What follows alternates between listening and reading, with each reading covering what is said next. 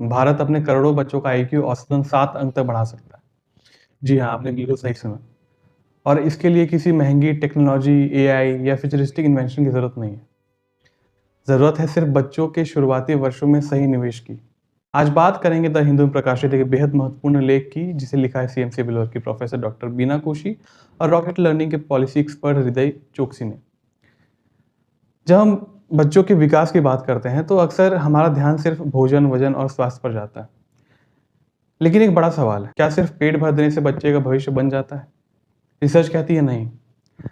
भारत में लगभग 8 करोड़ बच्चे आंगनवाड़ी सिस्टम से जुड़े हैं। आंगनवाड़ी ने देश में कुपोषण कम करने, टीकाकरण बढ़ाने और बच्चों को बुनियादी स्वास्थ्य सुविधाएं देने में महत्वपूर्ण भूमिका निभाई है। लेकिन अब वैज्ञानिक शोध हमें बता रहे हैं कि बच्चे का विकास सिर्फ शरीर का नहीं, बल्कि दिमाग का भी होता है।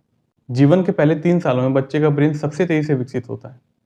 इसी समय भाषा, सोचने की क्षमता, भावनाएं और सीखने की आदतें विकसित होती है। यही एक दिलचस्प बात सामने आती है। जमैका, ब्राज़ील और भारत के वेलोर में हुए अध्ययन ने पाया कि जिन बच्चों का सिर्फ पोषण ही नहीं, बल्कि बातचीत, प्यार, कहानी सुनना, खेलना और सीखने का माहौल मिला, उनका कॉग्निटिव डेवलपमेंट कहीं बेहतर था। वेलोर की एक स्टडी में पाया गया कि जो बच्चे नियमित रूप से प्री स्कूल और अर्ली लर्निंग एक्टिविटीज से जुड़े रहे, उन्होंने कॉग्निटिव टेस्ट में लगभग 7 आईक्यू पॉइंट्स बेहतर प्रदर्शन किया है। सोचिए, सिर्फ थोड़ा ज़्यादा संवाद, थोड़ा ज़्यादा खेल, थोड़ी ज़्यादा कहानी और एक बच्चे की पूरी ज़िंदगी की दिशा बदल सकती है। विशेषज्ञ कहते हैं कि बच्चे के विकास में सिर्फ यह मायने नहीं रखता कि वह क्या खाता है, यह भी मायने रखता है कि उससे कितनी बातें की जाती है, उसे कितना पढ़कर सुनाया जाता है और वह किस तरह के माहौल में बड़ा हो रहा है।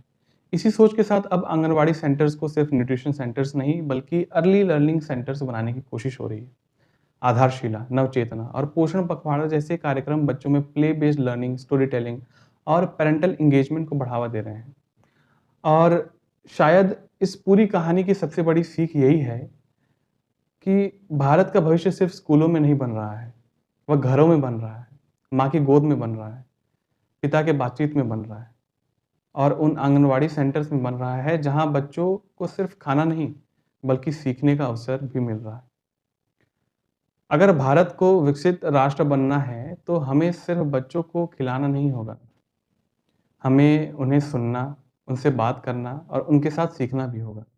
क्योंकि एक बच्चे का भविष्य उसकी थाली से शुरू ज़रूर होता है, लेकिन उसकी उड़ान उसके दिमाग से तय होती है।